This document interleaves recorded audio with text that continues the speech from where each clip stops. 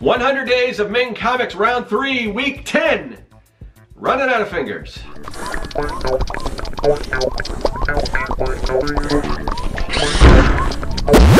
Greetings, people of the internet. I'm Scott with Serkworks Art Labs. Welcome, mad creators, to the underground laboratory where we create robots, aliens, zombies, and other imminent threats to humanity. We also create comics as part of, well, we can create them for any reason, but I'm doing it as part of the 100 Days of Ming Comics Challenge. That is where you spend 30 minutes a day, every day, for 100 days straight, working on your own personal comic book project, and then you vlog about it. You let people know on social media just to hold yourself accountable, and yeah, that's the challenge. That's what it's all about. I've done the challenge twice before successfully. This is my third round, as you probably heard in the intro. So I feel like I'm a little bit of a veteran at it, but in some ways I think it gets a little easier, some ways it doesn't. And you know, I am not, if you're watching this, I'm doing weekly updates instead of those daily updates. I would recommend, if you're thinking about doing it for the first time, it's almost imperative to do those daily updates. And you don't have to do necessarily a YouTube video,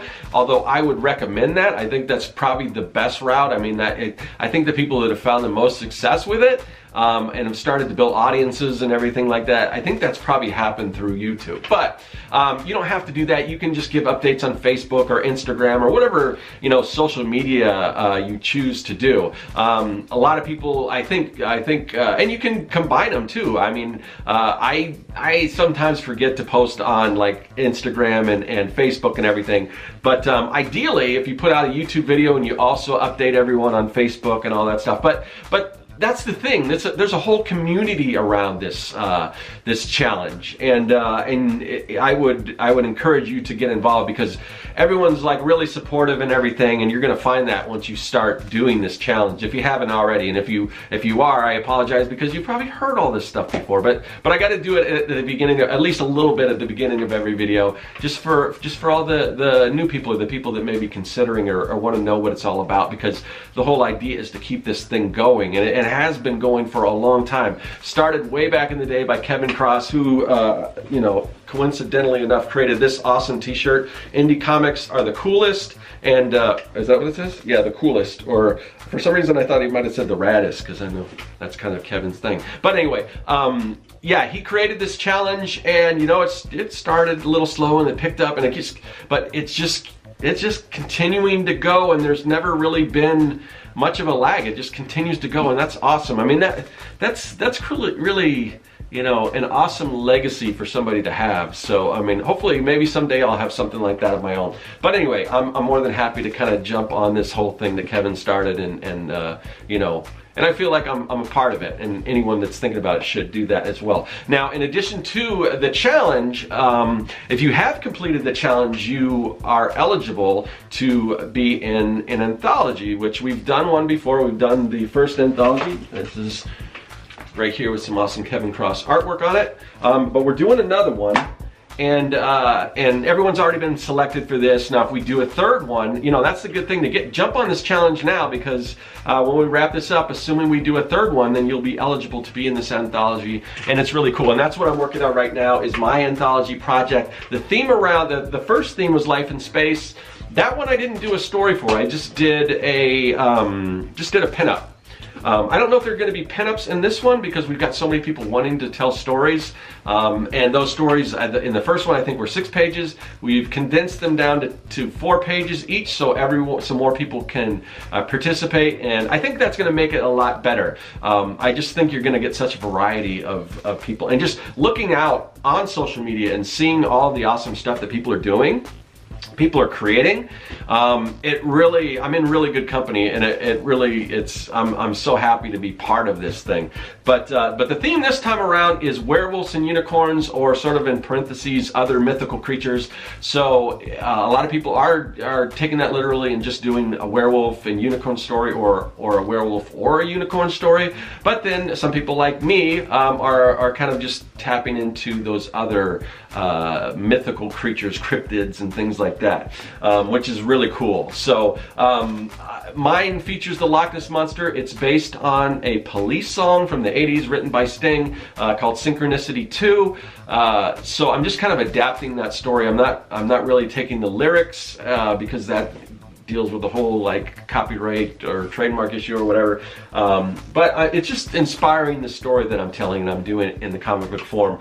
And if you've been watching, you've kind of seen that process, how it's happened, where it's going and everything, and you'll know that right now I have finally got to the inking stages. Last week I was ruling out things, so I guess that's technically inking, where you're doing the borders and all the straight lines and stuff, and that's cool. But once you start getting into like the characters and doing that brush and everything like that, and I'm getting back to, I've been using a brush, like a brush, what's the term I'm thinking? A brush pen.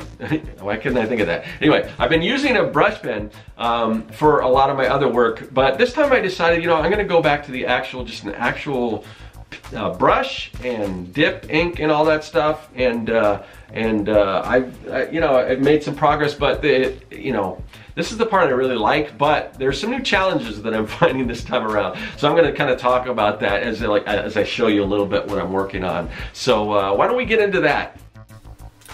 So now we get to the fun part, or sort of the kind of relaxing, laid back part, which I really like, and that's inking. At least that's the way it is for me. I mean, I love the whole process of comics, but inking is just kind of the part where I can just kind of let myself go and just kind of relax, and it's sort of therapeutic. So last week there was some stuff that I didn't catch on camera, but I sort of finished up the lettering. I didn't have all that done before, so I did that. But now is the part where I get to do some brush work. Now I've been using, like I mentioned, I've been using a brush pen for some of my other work and everything, but I wanted to kind of go back and use the actual brush, because I find I have a little more control over it. And unfortunately, I'm finding, I don't know if I'm losing that control or what, but it's getting harder for me to get those lines. And some of it may be the tools. I've noticed, like, I started off using my Winsor Newton Series 7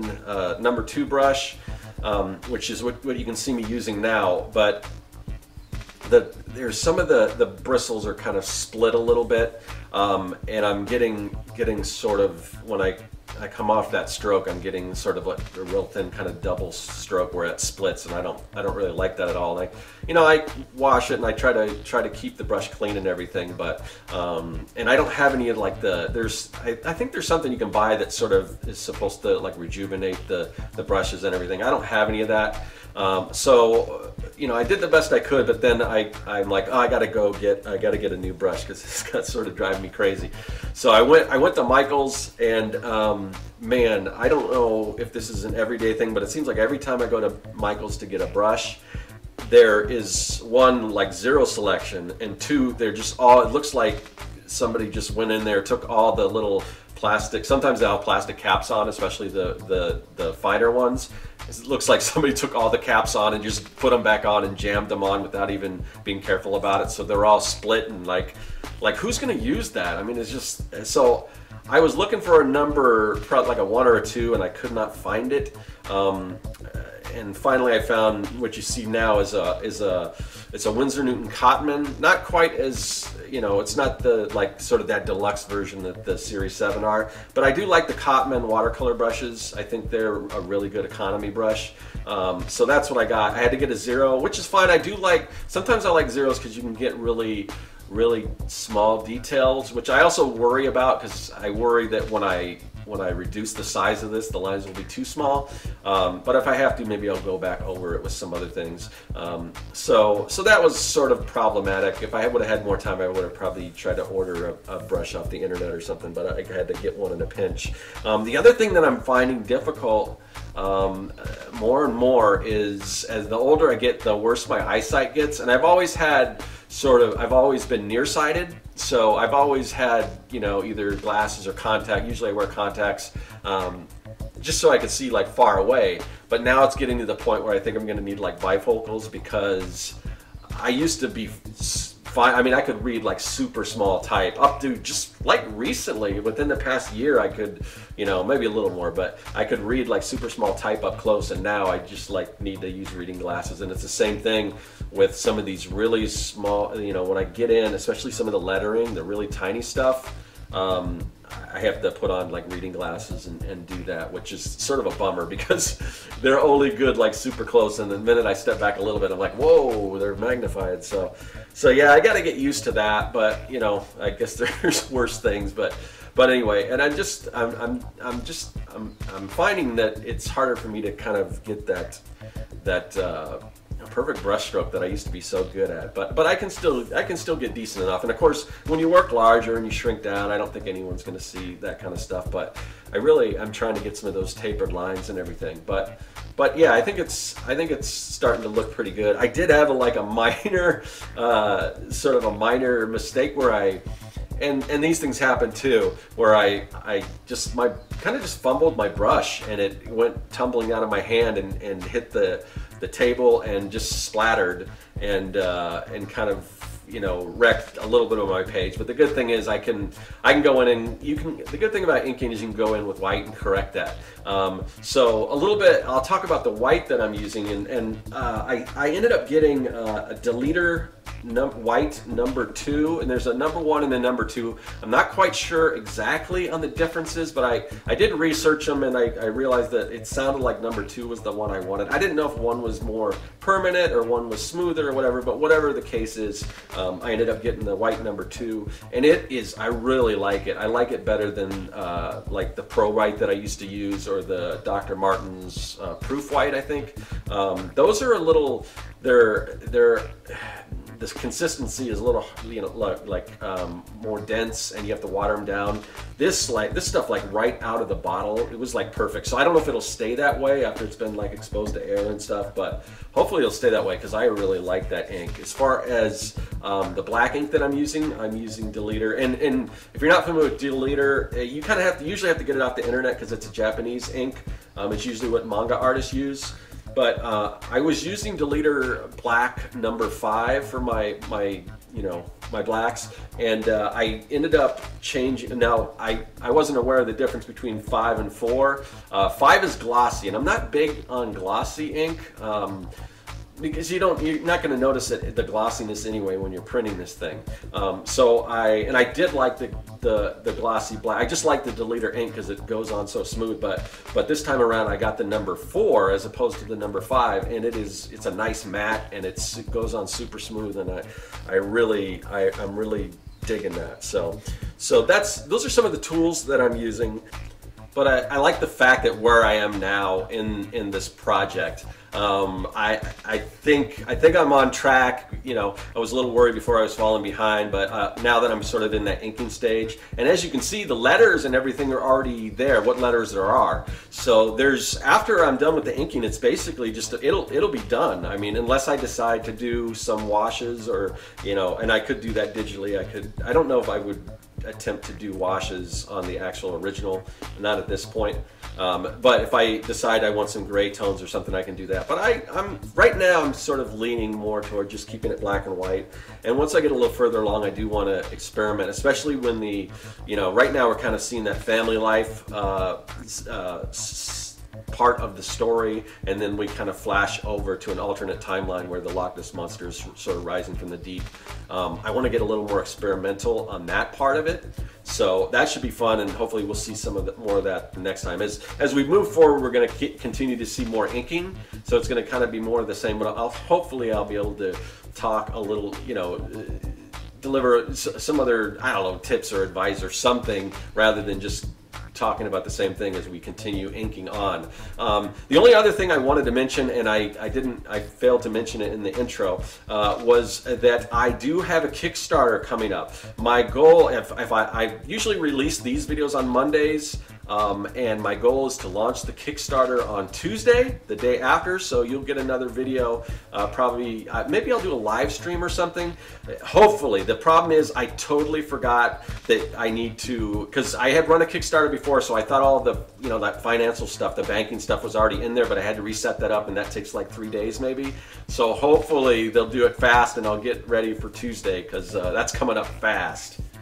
Okay, so there we go, getting caught up, getting into that inking stage, and kind of digging it. A few little challenges, but those are just things you kind of have to roll with and everything, and that doesn't make it any less fun. I mean, those challenges are kind of what makes it challenging, and you know, sometimes I kind of like those challenges, because you learn from them and you get better and everything, and you learn kind of how to adapt and all that kind of cool stuff. So anyway, let me know where you guys are, if you're working on the challenge, kind of any challenges that you guys might have had, where you're at in the process. Are you getting nervous because we've got fewer days left than we have behind us? So it's getting closer. We still got some time. Don't want to stress you out too much, but we're getting closer. So we got to start thinking about that things. I have to start thinking about the cover, because I've got to somehow, you know, match the awesomeness of this thing, if I can.